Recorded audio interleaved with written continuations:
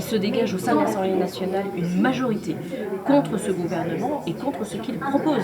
Il ne s'agit pas de faire tomber Bayrou pour le plaisir, il s'agit de le faire tomber parce qu'il nous propose un budget qui fait peser l'effort uniquement sur les plus pauvres, qui refuse d'aller chercher les recettes auprès des plus riches, un budget qui amènera notre pays à la casse sociale, à la casse des services publics, et c'est ce budget que nous ne pouvons pas accepter.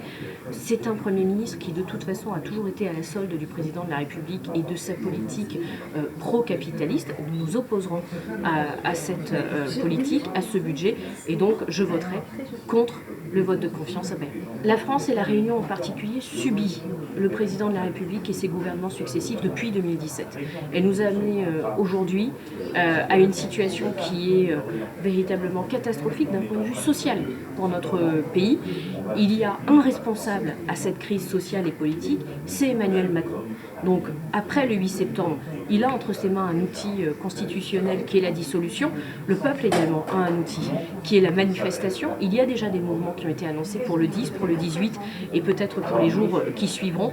Je pense que si la manifestation, si la colère populaire est assez forte, alors Emmanuel Macron devra entendre que le problème c'est lui et qu'il devra partir.